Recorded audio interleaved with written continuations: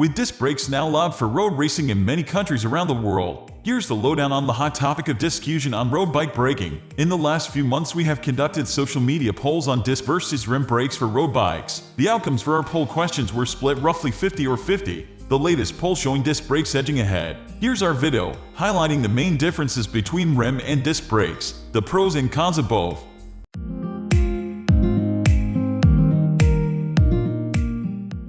What's the difference? The main difference between caliper brakes and disc brakes is where the force is being applied. With a rim brake, the braking force is applied by calipers to the braking surface of the rim. Disc brakes move the braking surface from the rim to the rotor. The rotor is mounted to the hub. The caliper is mounted to the fork or frame near the axle. NTB riders adopted this braking technology 20 years ago, largely because discs offer more well-modulated power, are less likely to get clogged with mud, and damaged rims don't affect braking.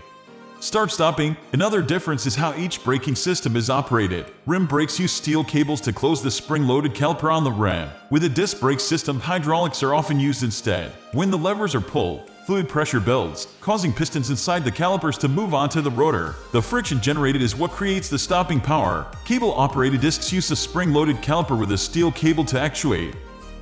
Rim brake advantages. Disc brakes might be the popular new kid on the block. However, there are still plenty of advantages to the more traditional rim brakes on road bikes. Rim brakes are lighter than disc brakes as much as half a kilo. Rim brakes are easier to maintain. Rim brake quick-release wheels are the fastest or easiest to change. Rim brakes cost less. Rim brake bikes are less ugly, although there are exceptions. Rim brakes or quick-release levers are the long-established platform, so wheels are common and interchangeable. Rim brake spares, QR levers, blocks, cables are easy to get hold of.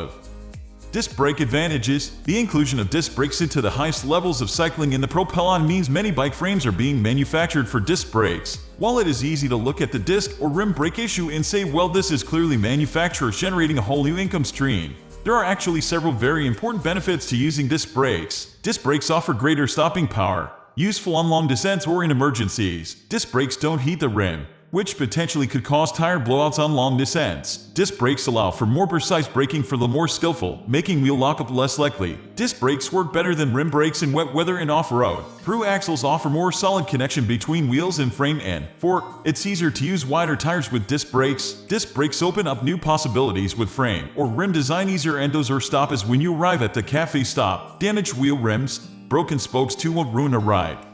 How are you going to stop? The prevailing trend is moving towards a more widespread acceptance of disc brakes. As time goes on, and even better technology is developed, rim brakes will become a less popular option. However, this doesn't mean everyone needs to make the switch to disc brakes right now. For many, sticking with rim brakes for the time being may be the best choice, particularly if you have a selection of perfectly usable wheels which would otherwise become redundant overnight. What do you do? If you are not in the market for a new bike, making the switch to disc brakes will require you to purchase an entirely different frame, wheels and components. For racers looking to gain small advantages in areas such as weight or aerodynamics, high-end rim brakes could still be your best choice for the time being. Weigh up the pros and cons. If you're looking at buying a new bike and are interested in improved stopping power and performance in harsh weather, you should consider disc brakes. While they may cost more and might slow you down slightly climbing hills, they do offer benefits and can be used with a wider tire, which also improves your control, comfort, and bike handling at higher speeds. Stop it already. In summary, the choice is very personal. Cost, the type of riding you do, and ease of maintenance are all factors to consider. If you're sat firmly on the undecided fence, it could be best to stick with what you have for the time being. Check out your ride mate's disc bikes and ponder it for a while. We are going to end this video right away. If you have any query or information to share, please leave a comment below. Thanks for watching.